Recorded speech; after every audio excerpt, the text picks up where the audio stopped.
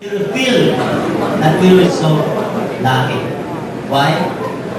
Because we don't worry about 3 meals a day. We don't worry of where to sleep at night time. And we don't worry at the well. Look at yourself. You are wearing a beautiful around Tagalog because you are a Italian. At the same time, you will realize that there are many individuals that need our help in our community because they don't have the necessity or the necessity of their life. And when you implement your projects, you give them feel better and make for a better place to live. Rotary is a spiritual force. It has touched thousands of lives to service existence to service. And amen. After your induction, they will give you a Rotary quiz. Preach well always and proudly because that is the passport for your service and friendship. Now, lastly, may I ask you 2 questions? First, your friend, Robert Oni, and past President Lito, share Rotary to you. Are you willing to share Rotary to someone? Can you please answer louder? Okay, thank you. Then, one more, last question. Are you willing to accept the challenge as a member of Rotary Club of Metro? Diba? Yes. Then, congratulations and welcome to the wonderful world of Rotary.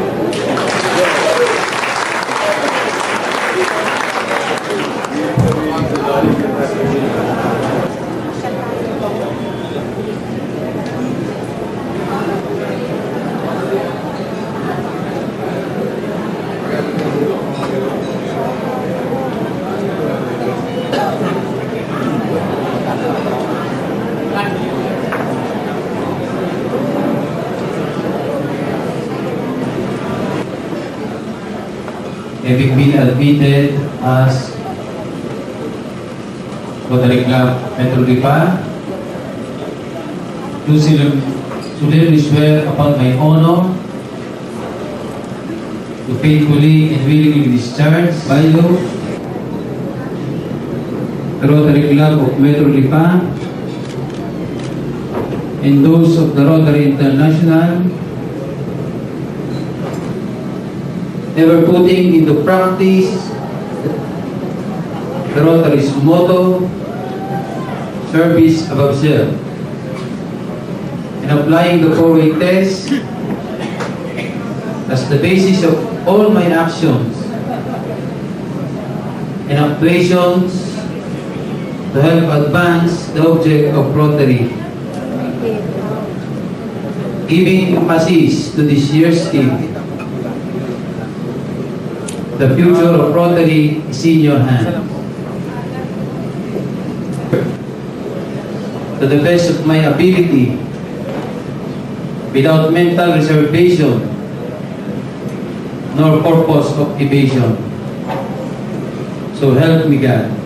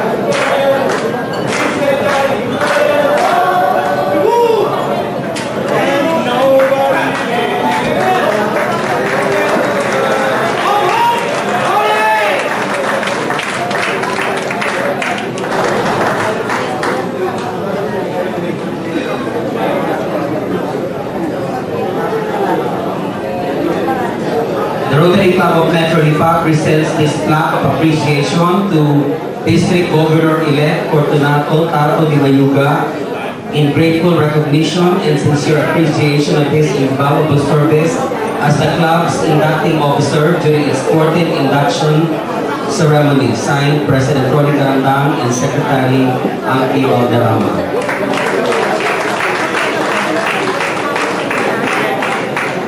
And the plaque of appreciation to past District Governor Rafael Paeng Tantuco in grateful recognition and sincere appreciation of his invaluable service rendered during the club's charging of new members on the occasion of his 14th induction ceremonies.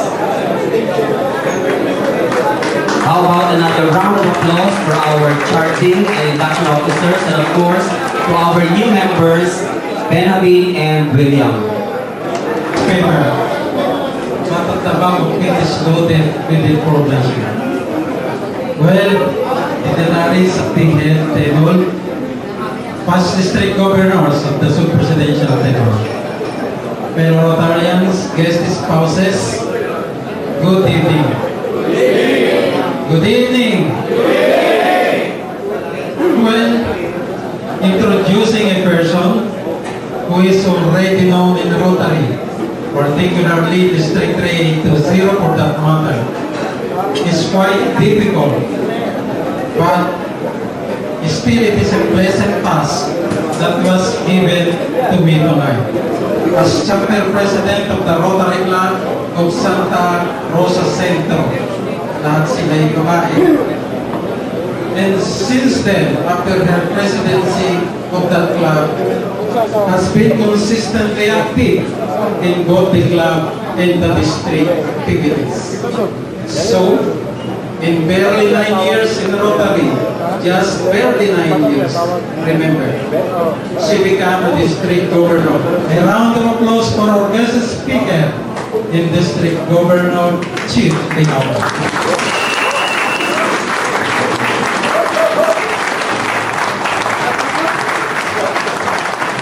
Thank you. Wow. Nag-research si Governor Onye.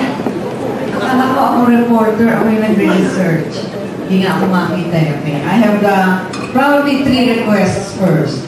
First is to suspend the fellowship going on there behind. Nakikita niyo yan si Neptune yan, yan ang demarcation line eh. So yung nag-fellowship na, nandito ko yan, si PDG Mike, nandito na. And just give me a few minutes of your time. And I think I will request my AGs, Nori and Ethel, to help keep the noise level down. Yeah. Okay. Hindi, kayo magpapatahimik. Of course, I will call my presidents first. Danny from Bawan, Circle. Kayo ba tatlo ay yellow group? Oh, alam niyo, meron kaming yellow color grouping ng business na pumunting na yung yellow group. Okay, vote from Kabuya.